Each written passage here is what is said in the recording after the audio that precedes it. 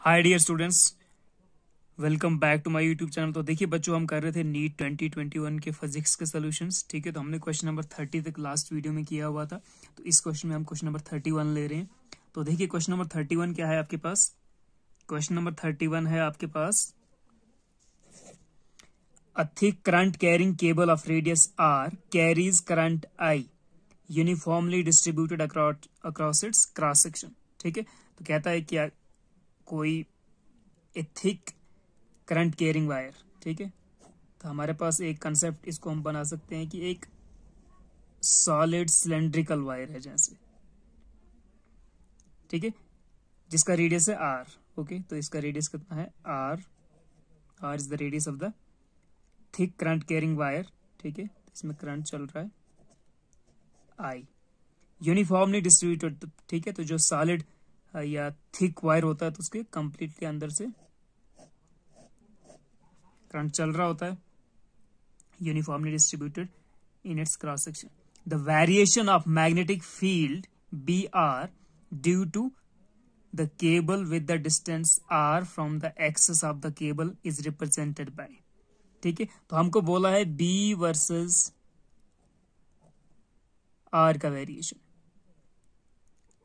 ठीक है, magnetic field versus distance के हिसाब से। ठीक है, तो आपको इसके लिए देखिए याद होना चाहिए कि फॉर ए सॉलिड सिलेंडर या सॉलिड सिलेंड्रिकल वायर, जो सॉलिड सिलेंड्रिकल वायर का केस था उसमें क्या होता था, मैग्नेटिक फील्ड जो था बी इनसाइड द वायर, जो मैग्नेटिक फील्ड है that is directly proportional to distance. ठीक है, और आउटसाइड के लिए क्या था हमारे पास, आउटसाइड के लिए था B outside is inversely proportional to distance square. ठीक है, तो इनसाइड के लिए जो आपका ग्राफ होगा, ठीक है, इनसाइड पार्ट के लिए दैट विल बी लाइक, जब डायरेक्टली प्रोपोर्शनल होता है तो ग्राफ आपके पास डायरेक्ट ऐसे आता है। ठीक है, और 1/r² का ग्राफ आपको पता होना चाहिए, वो आता है इस तरह का। ठीक है, ये r⁻⁻² के लिए है। ठीक है, तो डाउन हो जाता है, तो अब आपके पास जो ग्राफ आएगा वो इस शक्ल का होना चाहिए। ठीक है, तो ये क्वेश्चन आपने पढ़ा होगा ऑलरेडी, मैग्नेटिक फील्ड का वेरिएशन विद डिस्टेंस। ठीक है, इनसाइड एंड आउटसाइड। तो देखिए जो ये वाला ऑप्शन है, बी ऑप्शन, सेकंड ऑप्शन, तो ये इसका करेक्ट ऑप्शन है। ठीक है, यहां तक जो आपको जैसे ही डिस्टेंस इंक्रीज करेगा तो स्टार्टिंग में इनसाइड द कंडक्टर, ठीक है, magnetic field inside the conductor surface तक आपका डायरेक्टली प्रोपोर्शनल होता है, and magnetic field outside just 1/r² के प्रोपोर्शनल होता है। ठीक है, 1/r² का ग्राफ इस तरह होगा, ये आ गया डायरेक्टली प्रोपोर्शनल का graph.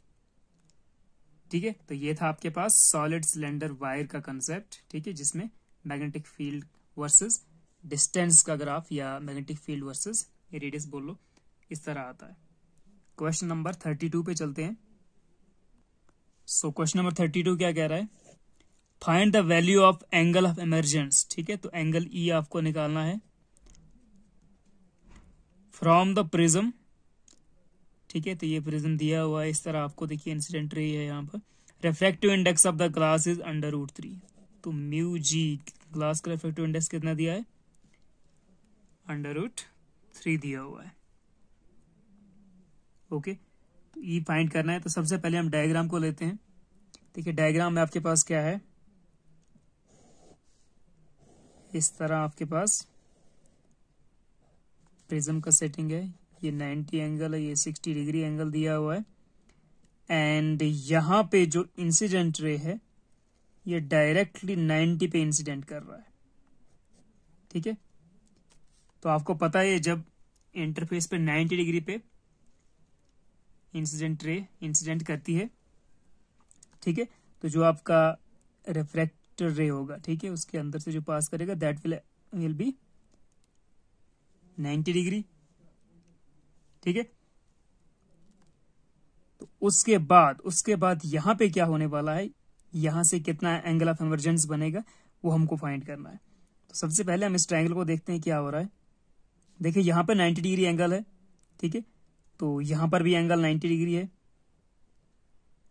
Angle I equal to angle R. Okay, इस केस में जब 90 डिग्री आपको इंसिडेंट कर रहा है तो ये भी एंगल 90 डिग्री हो गया। अगर ये 90 है, ठीक है, ये 60 है, ये 60, ये 90, तो ये कितना आना चाहिए, पहले इसको निकालना चाहिए था। ये 60, ये 90, तो ये दोनों भी 90 मिलना चाहिए, तो 60 और 30, तो ये 30 डिग्री होगा पहले से ही। अब ये एंगल 90 है, ओके, एंड ये आ गया 30, तो ये कितना होगा, this will be 60 degree. 60 plus 30 90, और 90 180। ओके, अब हम यहाँ पे ड्रा करते हैं। अगर यहाँ पे ड्रा किया जाए क्या, एक perpendicular, let it be N N dash, ठीक है, हमने इधर परपेंडिकुलर ड्रा कर दिया। तो अब ये एंगल कितना होगा, this will be angle of refraction, ठीक है, या इंसिडेंट ही मान लो इसको भी। तो ये एंगल कितना होगा, देखिए ये है आपका नॉर्मल, ठीक है, टू दिस सरफेस या दिस इंटरफेस। तो ये टोटल होना चाहिए 90, मीन्स 60 प्लस ये है 30 डिग्री, ठीक है। तो angle R is equal to 30 degree. तो यहाँ पे जो जब ये रे अमर्ज करेगा, ठीक है, तो ये 30 डिग्री से इंसिडेंट हो रहा है, तो ये जब एमर्ज करेगा तो ये है आपका डेंसर मीडियम और ये है रेयर मीडियम। तो जब आपका ray goes from denser to rarer, तो it goes away from the normal, ठीक है। तो ये एंगल आपको फाइंड करना है, ठीक है। तो यहां पर आपके पास इंसिडेंट एंगल या एंगल आई इसको बोलो या एंगल आर बोलो इसको, तो ये दिया हुआ है। और जो ग्लास का रिफ्लेक्टिव इंडेक्स है that is square root of 3, ठीक है, अंडर रूट 3 दिया हुआ है ये भी। ओके, तो ये हमें फाइंड करना है। तो अब हम यूज करते हैं, देखिए आपको एंगल आर ऑलरेडी पता है और रिफ्लेक्टिव इंडेक्स इसका पता है, तो हमें इसके बाहर जो रेयर मीडियम है उसका रिफ्लेक्टिव इंडेक्स चाहिए और एंगल चाहिए। तो अब हम यूज करेंगे यहाँ पे स्नेल्स लॉ, ठीक है। तो स्नेल्स लॉ क्या कहता है इस केस में, रेयर डेंसर टू रेयर के लिए, दैट विल बी क्या हो जाएगा, म्यू ऑफ ग्लास, ग्लास का reflective index into sine of angle, क्या आ जाएगा, एंगल इधर आर आ जाएगा, ठीक है, या इसको आई भी ले सकते हो आप, ठीक है। तो reflective index of glass into sine of angle of refraction is equal to reflective index of, बाहर कौन सा मीडियम है, एयर है बाहर, ठीक है। So reflective index of air into sine of angle of emergence E, ठीक है। तो यहां से क्या मिलेगा हमको, रिफ्लेक्टिव इंडेक्स ऑफ ग्लास दिया हुआ है that is under root 3 and sine of angle कितना था, एंगल ऑफ इंसिडेंस या एंगल ऑफ, इसको रिफ्रैक्शन बोल दीजिए, तो ये था 30 degree is equal to reflective index of बाहर का मीडियम एयर वो होता है 1 एंड साइन ऑफ ई। तो हमें ई फाइंड करना है। तो यहां से क्या मिल रहा है हमको, यहां से मिल रहा है sine E is equal to, it implies sine of E is equal to under root 3 into sine 30 कितना होता है 1/2 होता है, तो ये बन गया अंडर रूट 3/2। तो sine E is equal to under root 3/2, और अंडर रूट 3/2 साइन का कौन सा वैल्यू होता है, sine 60 is equal to root 3/2। It implies sine sine cancel, तो E is equal to 60 degree, ठीक है। तो एंगल ऑफ इमरजेंस कितना आएगा आपके पास, दैट विल बी 60 डिग्री, ये वाला वैल्यू। तो कौन सा ऑप्शन करेक्ट है, ऑप्शन डी इज करेक्ट, ठीक है। तो आपको सिंपली क्या करना था, पहले सोचना था कि यहाँ पे अगर इंसिडेंट कर रहा है रे 90 डिग्री, ठीक है, तो जो रिफ्रैक्टेड रे होगा, ठीक है, यहाँ पे कोई एंगल नहीं बन रहा है, ठीक है, एंगल ऑफ इंसिडेंस 0 है इस वक्त क्योंकि ये डायरेक्टली 90 पे इंसिडेंट कर रहा है, तो रिफ्रैक्टेड रे भी 90 से आगे क्रॉस होगा, ठीक है। तो फिर यहाँ पे जाकर आपको यहाँ पे ड्रा करना है नॉर्मल, ठीक है, जैसे हमने यहाँ पे किया था, ठीक है। तो ये 30 और ये 60 आ जाएगा, ये 90, ये ट्रायंगल भी कंप्लीट होगा।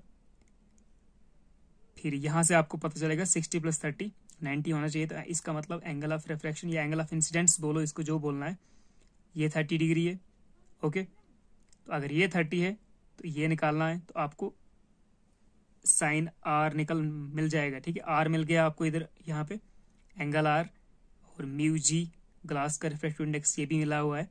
ठीक है, तो आपको एयर का रिफ्रैक्टिव इंडेक्स पता है, दैट इज 1 एंड साइन ई। तो आपको स्नेल्स लॉ लगा के, ठीक है, इस इंटरफेस पे आपको स्नेल्स लॉ लगाना है। ठीक है, तो आपका क्वेश्चन निकल जाएगा। अब चलते हैं क्वेश्चन नंबर 33 के ऊपर। सो क्वेश्चन नंबर 33 देखिए यहाँ पर। Question number 33 match the following है, कॉलम फर्स्ट और सेकंड का, और पूरे आपके करंट इलेक्ट्रिसिटी के फॉर्मूले यहाँ पर आए हुए हैं। तो चलिए करते हैं इसको। सो इसने फिजिकल क्वांटिटीज और उनका फॉर्मूलाज दिए हुए हैं। तो सबसे पहले क्या है, ड्रिफ्ट वेलोसिटी। तो क्या होता है ड्रिफ्ट वेलोसिटी का फॉर्मूला, कहीं दिख रहा है आपको क्या, ये वाला।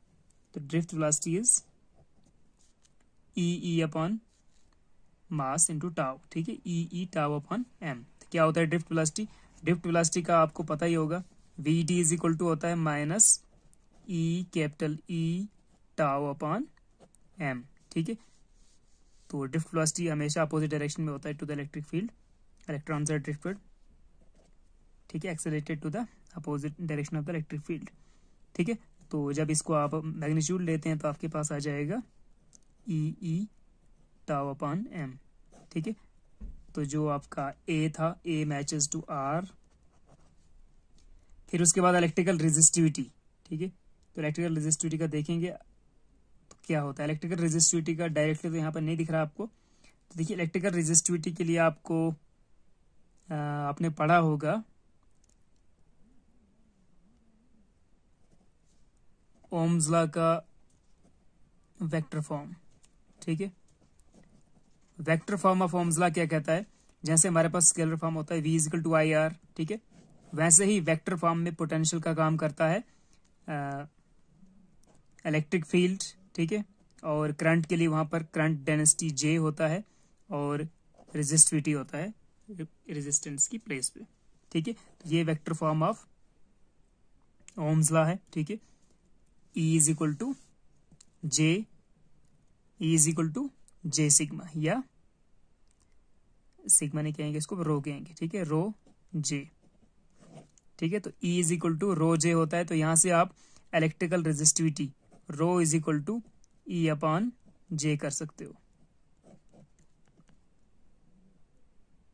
ठीक है, तो E अपॉन J को मैच करेगा रो। ये इसको याद भी रखना है। ठीक है, नेक्स्ट टाइम इसके ऊपर कोई न्यूमेरिकल्स भी आ सकते हैं इन्हीं फॉर्मूलाज के ऊपर। इस बार तो डायरेक्ट इसने क्वेश्चन पूछा है। कभी कभी ड्रिफ्ट वेलोसिटी के ऊपर आपको 4 मार्क्स का यानी एक ऑब्जेक्टिव न्यूमेरिकल आ सकता है, या करंट और ड्रिफ्ट वेलोसिटी का जो रिलेशन है, या इलेक्ट्रॉन मोबिलिटी, होल मोबिलिटी, इन चीज़ों पे क्वेश्चन आ सकते हैं। ठीक है, यहाँ से भी, या फिर रेजिस्टिविटी के फॉर्मूले के ऊपर, या कभी कभी पूछता है जो टेम्परेचर डिपेंडेंस ऑफ रेजिस्टेंस है। ठीक है, वो ही पूछता है। तो electrical resistivity is matching to S. ठीक है, तो rho is equal to E बटा जे होता है, यहां से आपको मिल जाएगा। तो B matches to S. And relaxation period कैसे निकालेंगे, देखिए रिलैक्सेशन पीरियड आपको कहां से मिलेगा। रिलैक्सेशन पीरियड के लिए आपको टाउ का वैल्यू चाहिए। तो देखिए हम जानते हैं कि रेजिस्टेंस इज इक्वल टू, एक फॉर्मूला होता है रो एल अपॉन ए। ठीक है, वैसे हमारे पास दूसरा फॉर्मूला होता है रेजिस्टेंस के लिए, एक R is equal to M L by A यहाँ पे होता है, यहाँ पे होता है M by N E square tau. ठीक है, ये वैल्यू होता है रो का। तो रो इज इक्वल टू होता है M upon N E square tau. ठीक है, और ये टोटल फॉर्मूला, ये भी रेजिस्टेंस का फॉर्मूला है।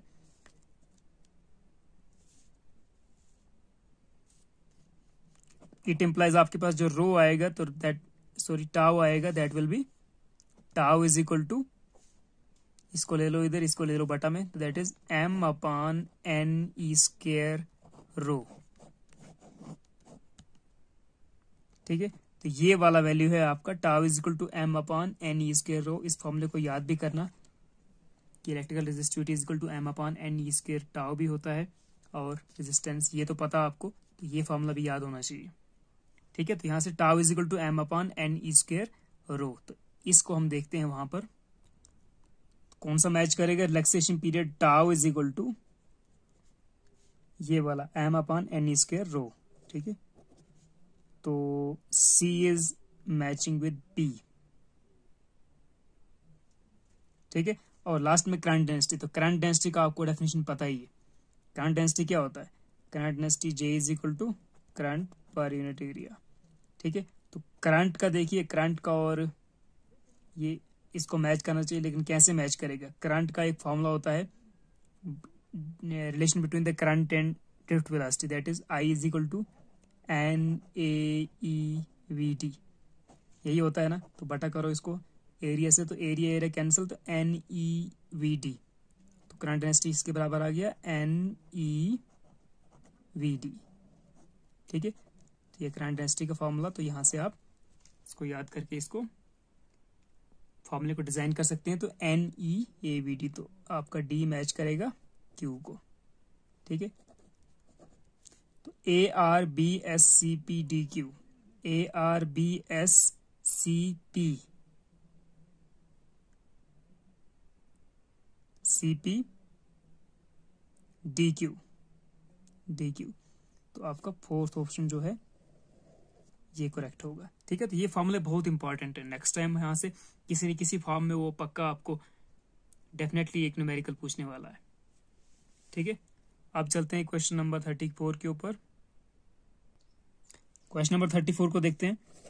A spring is stretched by 5 centimetre by a force 10 newton, ठीक है। तो आपके पास फोर्स दिया हुआ है 10 न्यूटन, ठीक है। 10 न्यूटन फोर्स लगाने के बाद स्प्रिंग स्ट्रेच होता है 5 सेंटीमीटर से। The time period of the oscillation when a mass of 2 kg is suspended by it is, तो time period of the oscillations of the spring निकालना है, और मास जो सस्पेंड किया है वो 2 kg दिया हुआ है। तो देखिए इस तरह समझ लो, ठीक है। This is your 2 kg mass suspended, and जो हमने फोर्स लगाया था that is force is equal to 10 newton, ठीक है। और इसमें कितना है? A spring is stretched by 5 centimetre, तो जो स्प्रिंग स्ट्रेच हो गया है, पहले स्प्रिंग सपोज यहां तक था, फिर मास 2 kg था, तो हमने इसको फोर्स लगाया 10, ठीक है। तो ये थोड़ा खींच गया, और कितना खींच गया एक्स्ट्रा? दैट इज 5 सेंटीमीटर, यानी 5 इंटू 10 पावर -2 मीटर, अगर आप ऐसा यूनिट यूज कर रहे हैं, ओके। तो मास, फोर्स एंड स्ट्रेच, ठीक है। तो स्ट्रेचनेस दैट इज, जिसको हम एक्स करते हैं डिस्प्लेसमेंट, ठीक है। तो बोलता है कि time period of the oscillations of the spring निकालो। तो time period in case of क्या होता है स्प्रिंग के केस में? T is equal to, formula याद होना चाहिए आपको, T is equal to 2 pi m/k, ठीक है। m is the mass of the body, ठीक है, जो सस्पेंड किया है। तो 2 kg मास दिया हुआ है। K, what is K? तो K is the spring factor. तो K को निकालने के लिए आपको यूज करना है रिस्टोरिंग फोर्स का फॉर्मूला, ठीक है। ये जो आपने फोर्स यहाँ पर यूज किया है, तो दैट इज इक्वल टू, ठीक है, जैसे रिस्टोरिंग फोर्स आपका होता है F is equal to minus KX, ठीक है। तो वैसे यहाँ पर भी force is equal to KX फॉर्मूले से निकल जाएगा, ठीक है। तो X आपको दिया हुआ है 5 सेंटीमीटर, फोर्स आपको दिया हुआ है, तो आप K निकाल सकते हैं, आप स्प्रिंग फैक्टर या फोर्स कांस्टेंट यहाँ पर निकाल सकते हैं। तो करते हैं इसको। तो K कितना आ जाएगा? K is equal to force upon displacement या स्ट्रेचनेस।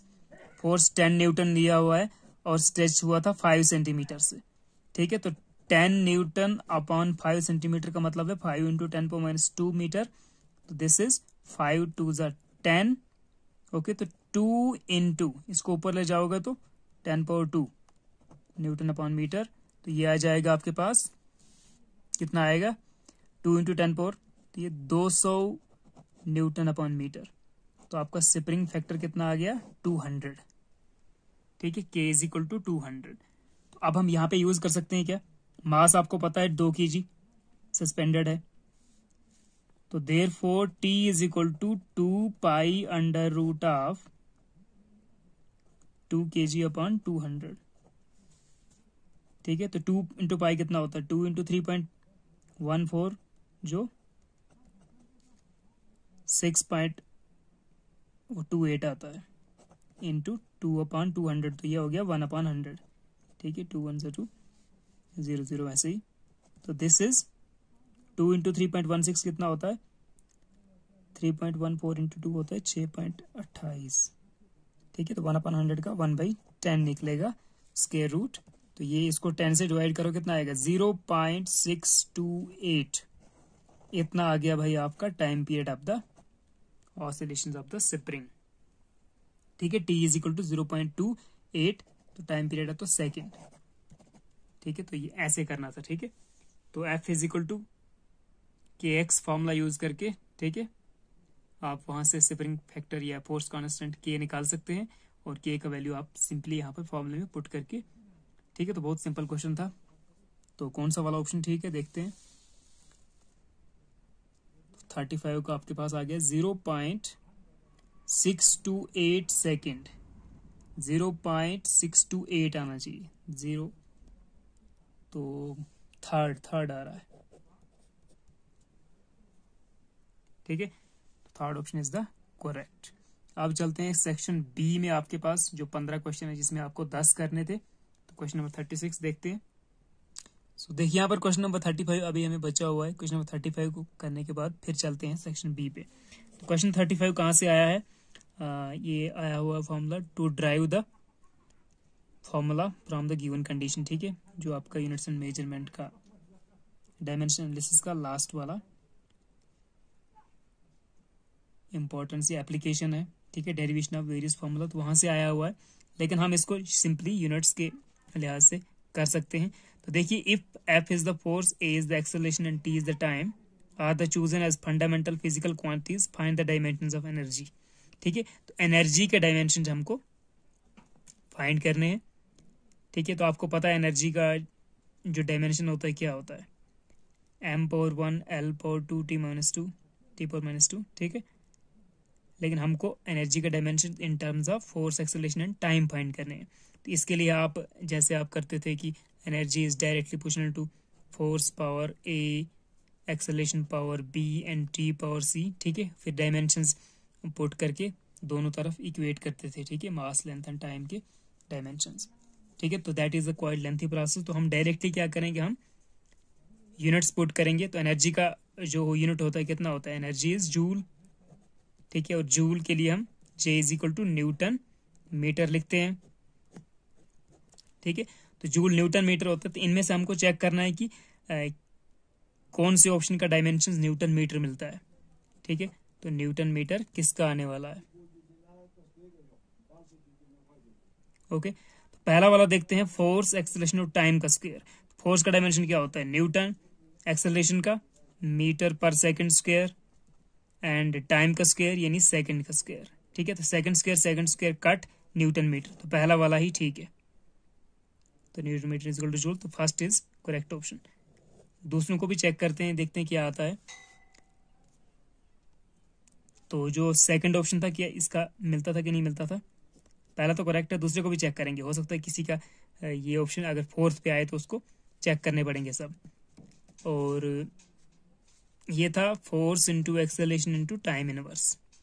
फोर्स का हो जाएगा न्यूटन, एक्सेलरेशन का मीटर पर सेकंड स्क्वायर, टाइम इनवर्स मतलब सेकंड इनवर्स। ठीक है, इसको ऊपर ले जाएंगे, न्यूटन मीटर सेकंड का पावर -3। कैंसिल तो नहीं हो रहा है। ठीक है, तो ये न्यूटन मीटर नहीं आया, तो दूसरा ऑप्शन भी रॉन्ग है। तीसरे ऑप्शन को देखेंगे, that is force, acceleration inverse, time power 1। Newton तो मीटर पर सेकंड स्क्वायर का -1 पावर, टाइम का 1 + 1। ठीक है, तो इसको अगर आप वो करोगे तो न्यूटन मीटर इनवर्स सेकंड का पावर, नीचे होगा तो इधर ही लिखते हैं सेकंड का पावर -2। ठीक है, इंटू सेकंड का पावर 1। ठीक है, तो ये बन जाएगा न्यूटन मीटर इनवर्स, इसको ऊपर ले लो, सेकंड का पावर 3। ठीक है, तो ये भी नहीं मैच किया, हमें न्यूटन मीटर आना चाहिए ना एनर्जी के लिए, डायमेंशन ऑफ एनर्जी बोला था। वैसे ही फोर्थ देखोगे, force FAT, force into acceleration into time, तो फोर्स का न्यूटन, एक्सेलरेशन का मीटर पर सेकंड स्क्वायर इंटू टाइम का सेकंड और स्क्वायर कट, तो यहाँ पर बचेगा न्यूटन मीटर पर सेकंड। ठीक है, तो ये भी ऑप्शन नहीं मैच करता है न्यूटन मीटर से। ठीक है, तो इस तरह आपको जो पहला ऑप्शन था दैट वाज करेक्ट। ठीक है, फर्स्ट ऑप्शन इज करेक्ट। अब चलते हैं सेक्शन बी पे, क्वेश्चन नंबर 36 करते हैं। चलिए तो क्वेश्चन नंबर 36 करते हैं। A ball of mass 0.15 kg 0.15 kg is dropped from a height 10 metre, strikes the ground and rebounds to the same height. ठीक है, तो इस तरह हमारा एक कोई बॉल है जिसको हम ड्रॉप करते हैं ग्राउंड तक, ओके, और उसके बाद वो फिर से रिबाउंड हो जाता है, उसी हाइट पे चला जाता है। ठीक है, and that height is mass of the ball कितना है, तो m आपको दिया हुआ 0.15 kilo and drop from the height of 10 metre, तो h कितना दिया हुआ है, 10 मीटर दिया हुआ है। The magnitude of impulse imparted to the ball is, g को 10 मीटर पर सेकंड स्क्वायर ले सकते हो। The magnitude of the impulse imparted to the ball is, ठीक है, तो आपको इम्पल्स निकालना है भाई। ठीक है, तो इम्पल्स का देखिए हमारे पास दो फॉर्मूले होते हैं। एक होता है impulse is equal to force into time. ठीक है, यहाँ पर जो हमारा टाइम है, ठीक है, टाइमिंग बिल्कुल भी दिया नहीं है कहीं पे, इस फॉर्मूले को आप यूज नहीं कर सकते। ठीक है, और फोर्स को भी निकालना बहुत मुश्किल है। तो हमारे पास दूसरा फॉर्मूला होता है, इम्पल्स को हम डिफाइन करते हैं as change in momentum, change in momentum. ठीक है, यानी डेल्टा पी आप निकाल सकते हो। तो डेल्टा पी क्या हो जाएगा, delta P will be P2 minus P1। ठीक है, तो देखिए जो इसका वेलोसिटी ऑफ द बॉल है, ठीक है, स्टार्टिंग वेलोसिटी, इनिशियल वेलोसिटी तो 0 है। ठीक है, तो यहां पर जो वेलोसिटी है जब ये स्ट्राइक करता है ग्राउंड को, तो उस वेलोसिटी को हम मानते हैं इधर v। ठीक है, और उसी वेलोसिटी से इसको वापस भी जाना है। ठीक है, तो वापस रिबाउंड्स करेगा, तो दैट इज फिर से सेम वेलोसिटी, ओके, और कोई लॉस ऑफ एनर्जी नहीं होगा, तो वापस सेम वेलोसिटी से जाएगा, तभी ये वापस अपनी हाइट को अचीव कर सकता है। ठीक है, सेम हाइट पे वापस जा सकता है। तो देखिए जो आपका इनिशियल मोमेंटम होगा that is mass into velocity, तो इसका मास जो था इसको m मानो, m इंटू वी, लेकिन ये नेगेटिव डायरेक्शन में है, डाउनवर्ड के लिए वेलोसिटी हम लेने वाले हैं माइनस एम वी। ठीक है, और फाइनल मोमेंटम दैट इज वो हो जाएगा अपवर्ड के लिए तो m, ठीक है, प्लस एम वी। ठीक है, तो P2 माइनस P1 यानी PF माइनस PI, तो डेल्टा P आपके पास चेंज इन मोमेंटम या इम्पल्स हो जाएगा कितना, I is equal to delta P is equal to PF minus PI is equal to MV minus MV। ठीक है, तो ये कितना बन गया है, MV plus MV that is twice MV। ठीक है, तो अब हमको निकालना पड़ेगा वेलोसिटी, v का एक्सप्रेशन क्या है। तो v का एक्सप्रेशन के लिए आप वेलोसिटी रिलेशंस यूज कर सकते हैं। ठीक है, तो ऑलरेडी हम जानते हैं जब आपको हाइट दिया होता है ना, h हाइट दिया होता है, ठीक है, और इनिशियल वेलोसिटी आपका 0 होता है, तो उस केस में जो वेलोसिटी फाइनल होता है दैट इज √2gh। ठीक है, अगर h हाइट होगा, तो ये फार्मूला आता कहां से है बट, ठीक है, ये फार्मूला आपको पता होना चाहिए, this formula comes from the velocity relations. ठीक है, तो अगर आप v is equal to u plus AT use करते हैं, तो वहां पर टाइम की बात हो रही है, वहां पर हम अगर u 0 है, ठीक है, इनिशियल वेलोसिटी 0 है, प्लस एक्सेलरेशन g लेना है। ठीक है, तो v is equal to GT आएगा, उस केस में कितना आएगा, v is equal to GT, but हमारे पास टाइम है नहीं, तो इसका हमें ये फाइनल वेलोसिटी का कोई फायदा ही नहीं है, इसलिए हम यूज करेंगे कौन सा equation, v square minus u square is equal to 2as। ठीक है, हाइट डिस्टेंस 2ah, तो v square minus u square is equal to 2ah, अगर u 0 है तो 0 का स्क्वायर, तो v square minus 0 square is equal to 2ah। Okay, so v square is equal to 2, हाँ acceleration को g करो, 2gh, तो v is equal to √2gh। ठीक है, तो यहाँ पर हाइट का केस हमको ऑलरेडी हाइट दिया हुआ है 10 मीटर, तो ये वाला हमें वेलोसिटी का वैल्यू यूज करना है। ठीक है, तो कितना आ जाएगा, इसमें पुट करते हैं, ये आ रहा था आपका डेल्टा P is equal to twice MV। ठीक है, 2 × मास 2m × v √2gh। ठीक है, तो यहाँ पर वैल्यूज पुट करो। g को 10 मीटर पर सेकंड स्क्वायर ले लो, h को ले लो 10 मीटर। ठीक है, तो दिस इज 2 × मास कितना था 0.15 kg into √2 into g is 10, height is 10, तो कितना बना 10 10 100 दूने 200। ठीक है, तो ये हो जाएगा 2 × 0.15 15 30। ठीक है, 2 के बाद डेसिमल 0.30 इंटू √2 को ऐसे रखो और 10 10 से कॉमन ले लो एक। ठीक है, तो ये 10√2 आएगा इसका, तो 10 इंटू कितना हो जाएगा 3.0 इंटू √2, तो √2 का वैल्यू पुट करो 3.0 इंटू 1.414। ठीक है, तो ये कितना आ जाएगा 3 इंटू दिस करो, 3 4 ज़ा 12, 3 1 ज़ा 3 तो 1 4, 3 4 ज़ा 12 पॉइंट, 3 1 ज़ा 3 तो 1 4, 4.240 आ रहा है। और ये चल क्या रहा है हमारा, ये चल रहा है इम्पल्स, डेल्टा पी चल रहा है, change in momentum impulse is equal to 4.240। ठीक है, कोई ऑप्शन है क्या यहाँ पे? सो 4.240 ये वाला ऑप्शन है, 4.2 kg मीटर पर सेकेंड। ठीक है, तो सबसे पहले आपको क्या करना था, आपको हाइट दिया हुआ था, मास दिया हुआ था। ठीक है, इनिशियल वेलोसिटी 0 था, जैसे बॉल ड्रॉप होगा तो स्टार्टिंग वेलोसिटी 0 होगा ना। ठीक है, तो यहाँ पे जितना वेलोसिटी आएगा उसी से जब बाउंस बैक होगा तभी वापस अपना ओल्ड जो हाइट है, ठीक है, वो अचीव कर पाएगा। ठीक है, तो v is equal to this v and mass तो सेम रहेगा, और चेंज इन मोमेंटम हमको फाइंड करना है, फिर आप इम्पल्स निकाल सकते हो। ठीक है, यानी p2 माइनस p1 करके। तो initial momentum mass into velocity, लेकिन डाउनवर्ड है तो नेगेटिव वेलोसिटी ले लो, अपवर्ड के लिए ठीक है वेलोसिटी को पॉजिटिव ले लो। ओके, या ऐसा भी कर सकते हो आपकी डाउनवर्ड के लिए mv ले लो और अपवर्ड के लिए आप ले सकते हो -mv। ठीक है, मोमेंटम्स तो वैसा भी है, लेकिन डाउनवर्ड के लिए नेगेटिव ले लो, अपवर्ड के लिए +v ले लो। So delta p is equal to p2 minus p1। Okay, और उसके बाद mv माइनस mv, तो दैट इज ट्वाइस mv आ जाएगा। फिर v का वैल्यू जो फॉर्मूला है √2gh। ठीक है, जब इनिशियल वेलोसिटी 0 होता है तो फॉर h हाइट के लिए हमारे पास final velocity v is equal to √2gh होता है। ठीक है, वो वाला फॉर्मूला यूज करके वैल्यूज पुट करो तो आपके पास आ जाएगा 4.2 kg मीटर पर second.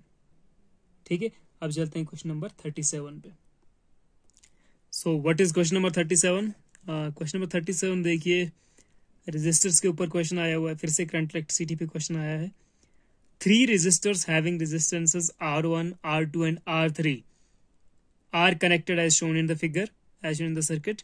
The ratio I3 upon I1 of currents in terms of resistances used in the circuit is।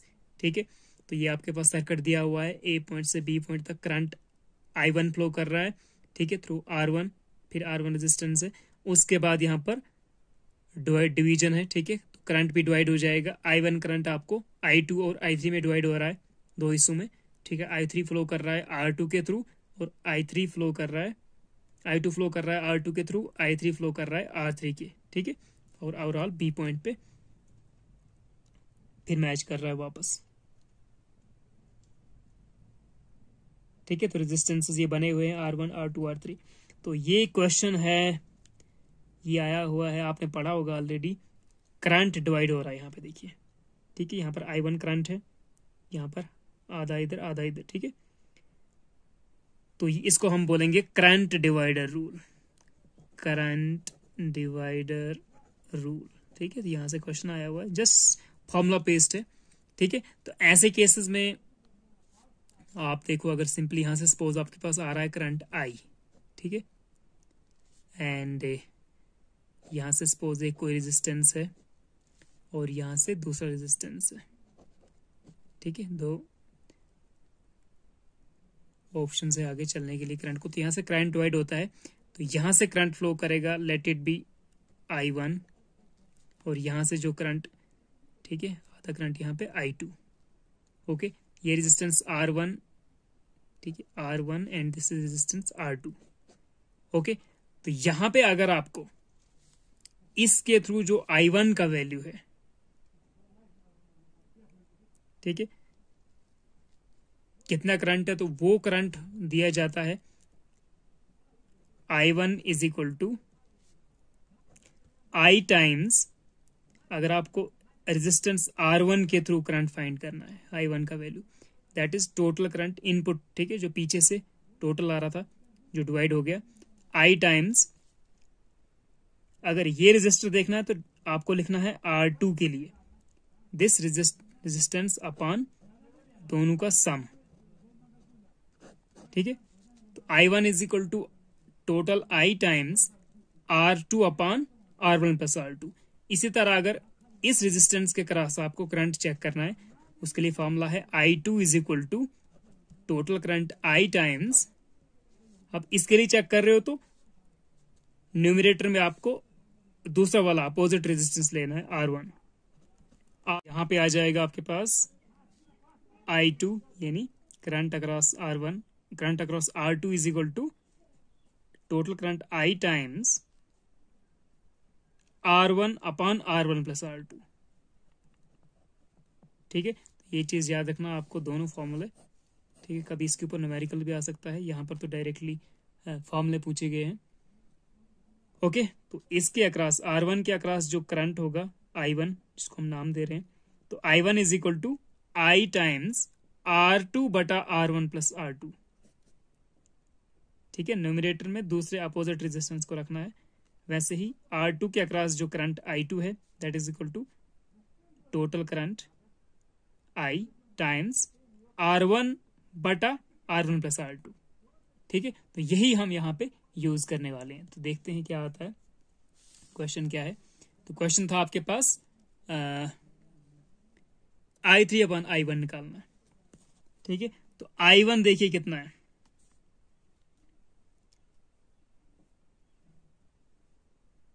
ठीक है, I3 अपन, तो I3 निकालना है पहले। I3 is the current across the resistance R3, तो I3 कितना हो जाएगा, I3 is equal to R2, टोटल करंट पहले लिखो, I3 is equal to I1 times R2 बटा R1, R2 प्लस R3, ठीक है। तो इसके अक्रॉस निकाल रहे हो करंट, तो I1 टाइम्स R2 बटा R2 प्लस R3, ठीक है। तो ये आ गया I3 का वैल्यू। वैसे I2 का भी निकाल सकते थे आप, ठीक है। तो I2 इसके across that will B I1 times R3 बटा R2 प्लस R3, ठीक है। बट इसका यूज नहीं है, तो हमें लिखना है I3 बटा I1। तो इसको डिवाइड करो I1 से, कितना आ जाएगा, I3 upon I1 is equal to I3 कितना है, I1 into R2 upon R2 plus R3, ठीक है, अपॉन I1, ठीक है। तो I1 कैंसल, तो ये आ जाएगा आपके पास R2 upon R2 plus R3। तो R2 बटा R2 प्लस R3 है कहीं पे क्या, R2 बटा R1 नहीं, R2 बटा R2 प्लस R3, ये वाला, ठीक है। तो क्वेश्चन नंबर 37 का करेक्ट ऑप्शन है फर्स्ट। ओके, अब चलते हैं क्वेश्चन नंबर 38 के ऊपर। क्वेश्चन नंबर 38 को पढ़ते हैं। Question number 38, a particle moving in a circle of radius r with a uniform speed takes a time t to complete one revolution, ठीक है। तो एक कोई पार्टिकल है, ठीक है, जो r रेडियस में ट्रेवल कर रहा है, ठीक है, और उसका जो वेलोसिटी है दैट बी v, ठीक है। तो v is the velocity of the particle, ये ट्रेवल कर रहा है, और r is the radius of the circle, ठीक है। और 1 कंप्लीट रेवोल्यूशन के लिए ये टाइम लेता है, ठीक है, 1 कंप्लीट रोटेशन t टाइम लेता है। If this particle were projected with the same speed, अगर इसी पार्टिकल को हम इसी स्पीड से, जो v इसका स्पीड है, उसी स्पीड से इसको प्रोजेक्ट करते हैं, ठीक है, सपोज इसको यहां से प्रोजेक्ट कर रहे हैं v वेलोसिटी से, ठीक है, एट एन एंगल थीटा, तो थीटा एंगल पे प्रोजेक्ट कर रहे हैं टू द हॉरिजॉन्टल, ठीक है, हॉरिजॉन्टल के साथ, तो इसको ऐसे छोड़ रहे हैं हम यहाँ पे, तो इसका ये प्रोजेक्शन होगा trajectory. The maximum height attained by it equals to 4r, तो बोलता है जो मैक्सिमम हाइट है h मैक्स कितना दिया हुआ है, दैट इज 4 टाइम्स रेडियस, जो ये सर्कल में बनाता था जब इसका वेलोसिटी या स्पीड इसका v था। तो उसी स्पीड से अगर इसको आप प्रोजेक्ट करते हो तो ये आपके पास मैक्सिमम हाइट अचीव करेगा 4 times the radius of that circle. The angle of the projection theta is given bye, तो ये थीटा आपको फाइंड करना है, ठीक है। तो इसके लिए आपको देखिए, जब हम ये इसका जो सर्कुलर रिवोल्यूशन केस है इसको ले जाएं, तो इस केस में हमारे पास देखिए क्या मिलता है, ठीक है। तो यहां पर देखिए सर्कुलर केस ऑफ रिवोल्यूशन है, तो देखिए जो वेलोसिटी होगा, वेलोसिटी को हम क्या लिख सकते हैं, r क्रॉस ओमेगा लिख सकते हैं ना, ठीक है। तो ओमेगा को in terms of time period लिख लीजिए आप, तो v is equal to r cross omega होता है, तो is equal to r into omega is equal to 2 pi nu, and ये आ जाएगा r इंटू 2 पाई न्यू होता है 1/t, ठीक है, 2 पाई अपॉन t। तो जो आपका वेलोसिटी है, velocity of the moving particle, that is 2 pi by t times r, ठीक है। तो ये रिलेशन आपको याद रखना है। अब यहां पे जो मैक्सिमम हाइट है वो 4r दिया हुआ है, तो मैक्सिमम हाइट को हम फॉर्मूला यूज करेंगे, उसको 4 टाइम्स r के इक्वल रखेंगे, ठीक है। तो वहां से आपको जो थीटा होगा, वहां पर साइंस के थीटा वाला ऑप्शन है हमारे पास, टर्म मैक्सिमम हाइट, तो वहां से वो थीटा निकलेगा, तो वो साइन इनवर्स कुछ निकल सकता है, ठीक है। तो आंसर साइन इनवर्स में ही आएगा आपका। देखिए क्या होता है मैक्सिमम हाइट, तो एच मैक्स या maximum height is given by, projectile के लिए क्या होता था, दैट वाज इनिशियल वेलोसिटी का square into sine square theta upon 2g, यही फॉर्मूला होता था, h is equal to u square sine square theta upon 2g, ठीक है। तो यहां पर जो इनिशियल वेलोसिटी है, ठीक है, इनिशियल वेलोसिटी हम जो प्रोजेक्ट कर रहे हैं वो कौन सी वेलोसिटी है, वही वेलोसिटी है जिससे ये रिवोल्यूट कर रहा था r रेडियस के सर्कल में, ठीक है। तो यहां पर जो आपका u है, यही चीज है u, ठीक है, r into 2 pi by time period t, ठीक है। तो यहां पे आ जाएगा आपका r का स्क्वायर इंटू 2 पाई का स्क्वायर, कितना हो जाएगा, u स्क्वायर करना है ना, तो r square into 4 pi square upon time period का square into sine square theta, ऐसे रखते हैं, अपॉन 2g, ठीक है। ये आ गया मैक्सिमम हाइट h, लेकिन इसने बोला था maximum height h is equal to 4 times radius, ठीक है, यानी 4 टाइम्स r, ठीक है। अगर ये कैपिटल R था तो यहाँ पे कैपिटल R लिखना चाहिए था, वैसे दिस इज कैपिटल R और ये भी कैपिटल R, ठीक है। तो मैंने एक स्मॉल r ले लिया, तो अब मैं स्मॉल r में करने वाला हूँ क्वेश्चन को, ओके। तो 4 टाइम्स r, तो एक r यहां से और एक यहां से कैंसल, 4 कैंसल, ठीक है। तो हमें यहाँ पर साइन स्क्वायर थीटा यहाँ पे रखते हैं, बाकी सब लेफ्ट पे ले जाते हैं, तो sine square theta is equal to कितना आ जाएगा, T square 2g, T square या 2g टी स्क्वायर अपॉन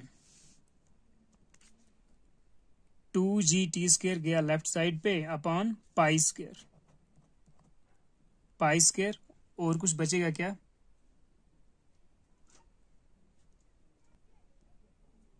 ठीक है। हाँ, यहाँ पर एक r बचा भी हुआ है, ये r स्क्वायर था, ये r पावर 1 था, तो यहाँ पे अभी r पावर 1 बचा हुआ है, ठीक है। तो इस r पावर 1 को लेता हूं मैं डिवाइड में, ठीक है। तो sine square theta is equal to 2g T square ये लेफ्ट पे ले जाओ, 2GT² अपॉन, यहाँ से r⁻1 गया नीचे और π² भी गया नीचे, 4 और r⁻1 4 कैंसिल हो चुका था। ओके, तो it implies sin² theta, sin theta कितना जाएगा, sin theta is equal to, इसका अंडर रूट लग जाएगा, दैट इज 2GT² अपॉन π², इसको मैं कैपिटल R लिख रहा हूँ, ठीक है, होल पावर 1/2, ठीक है। इधर से स्क्वायर हटा तो इस साइड अंडर रूट लगा, ठीक है। इसका मतलब theta is equal to sine inverse 2GT² upon π² into radius whole power 1/2। तो ये ऑप्शन हमें मिल रहा है, देखते हैं क्या है वहां पे, ठीक है। तो साइन इनवर्स 2GT² होना चाहिए अंदर अपॉन π² R। तो साइन इनवर्स और sine inverse 2GT² upon π² R, ठीक है। तो थोड़ा सा सिंपल था, जस्ट फॉर्मूलाज पुट करने थे और कुछ नहीं था, ठीक है।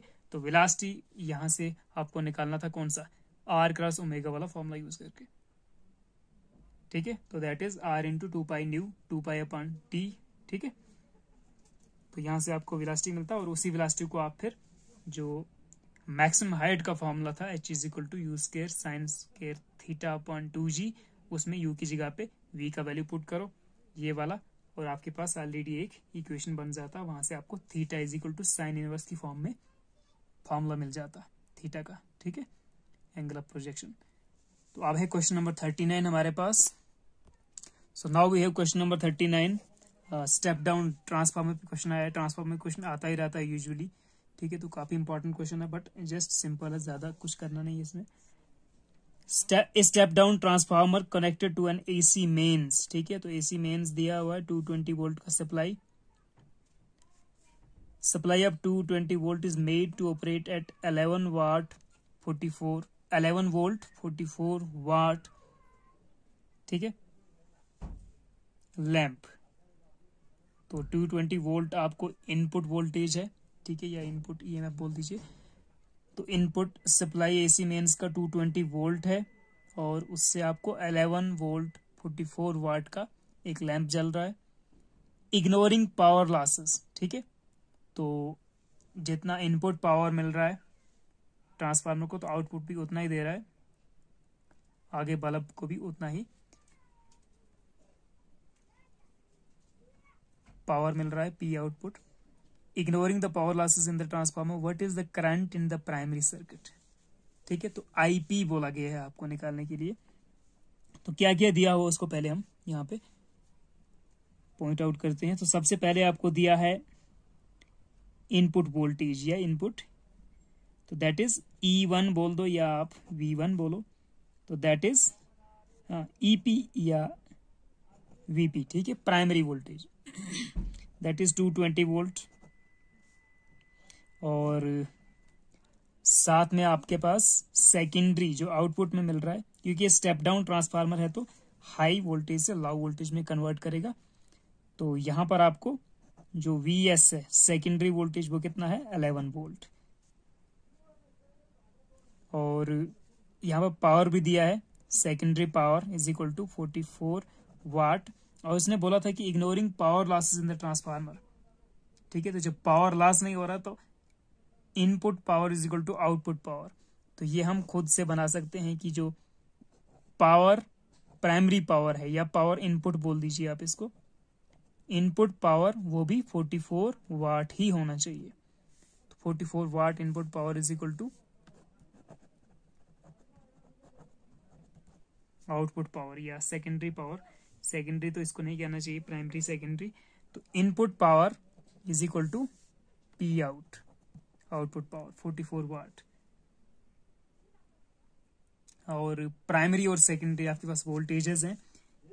तो ignoring the power losses in the transformer, what is the current in the primary circuit, ठीक है। तो आपको IP निकालना है भाई, ठीक है। तो what is the current in the primary circuit. तो सिंपली देखिए यहाँ पर क्या होता है, पावर का formula, power is equal to V I, यही होता है ना, power is equal to I V या वी आई बोल दीजिए। ठीक है, तो आपको उसने बोला है कि current in the primary circuit IP निकालना है, तो उसके लिए हम पावर भी, इनपुट पावर लेंगे और जो आपका वोल्टेज है वो भी लेना पड़ेगा प्राइमरी वाला। ठीक है, ये वाला लेफ्ट केस हम लेने वाले हैं। तो जो आपका आई हो जाएगा, I is equal to P upon V. Okay, तो पी अपॉन वी का मतलब है पावर कितना है, 44 वाट।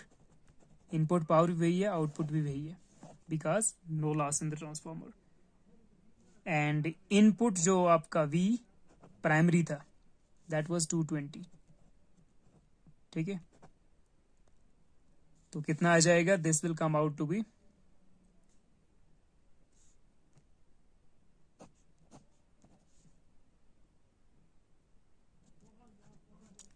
2/10,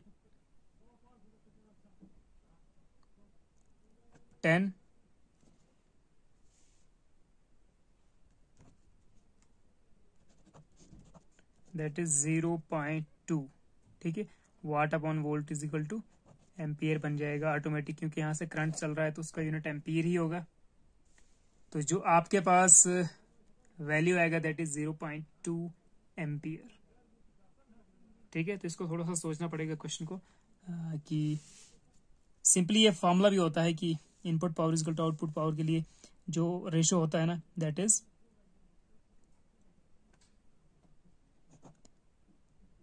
VP I P is equal to होता है वी एस आई एस। ठीक है, ये आपको याद रखना है, या इसको ऐसे भी लिखते हैं कभी कभी, EP I P is equal to E S I S. ठीक है, तो ये input power is equal to output power का फॉर्मूला है। ठीक है, तो यहां से आप यूज कर सकते हैं ये चीजें। तो यहाँ पर आपको क्या क्या दिया हुआ था, यहाँ पर सिंपली आपको एक स्टेप डाउन ट्रांसफार्मर था, उसमें आपको एसी मेन सप्लाई बोला गया था 220 वोल्ट का। ठीक है, तो आपको इनपुट वोल्टेज दिया हुआ था, यानी प्राइमरी वोल्टेज। ठीक है, वी पी दिया हुआ था, फिर उसके बाद वो ऑपरेट करता है 11 वोल्ट, तो 11 volt is the secondary voltage. ठीक है, तो 11 वोल्ट सेकेंडरी वोल्टेज था, और साथ में पावर भी दिया था 44 वाट। ठीक है, तो बाद में इसने बोला कि इग्नोरिंग पावर लॉसेस, अगर पावर लॉस कुछ भी नहीं हो रहा है ट्रांसफार्मर में, तो इसका मतलब इनपुट पावर आउटपुट पावर के बराबर होना चाहिए। तो इसका मतलब 44 वाट आउटपुट पावर है, तो इनपुट भी 44 ही है। तो current in the primary circuit. ठीक है, तो current is power is equal to P is equal to V I का फॉर्मूला यूज करो, तो वहां से I is equal to P बटा वी करके आपके पास प्राइमरी वाली जो पावर की वैल्यू और वोल्टेज इन द, या प्राइमरी वोल्टेज उसको पुट करके, तो ये वैल्यू से आपको आईपी मिल जाएगा। ठीक है, तो आईपी आपका आ जाना था इनपुट पावर अपॉन वीपी। ठीक है, प्राइमरी वोल्टेज, तो यहां से आपको फटाफट से आईपी मिल जाता। ठीक है, अब चलते हैं क्वेश्चन नंबर 40 पे। Okay students, so question number 40 और 40 से आगे हम नेक्स्ट वीडियो में करेंगे। वीडियो काफी लंबा हो चुका है, अपलोडिंग में प्रॉब्लम आएगा। ठीक है, बहुत टाइम खाएगा अपलोडिंग में, and internet as well. So next video मिलते हैं वीडियो लेक्चर नंबर 7 में, तो उसमें हम कम्प्लीटली 50 तक पहुंच जाएंगे। ठीक है, और उसके बाद नेक्स्ट लेक्चर भी दूसरे टॉपिक्स पे हम भी स्टार्ट करने वाले हैं, जिसमें हम बहुत सारे ऑब्जेक्टिव क्वेश्चंस करेंगे। ठीक है, specially for board as well as NEET exams. Okay, take care, bye bye.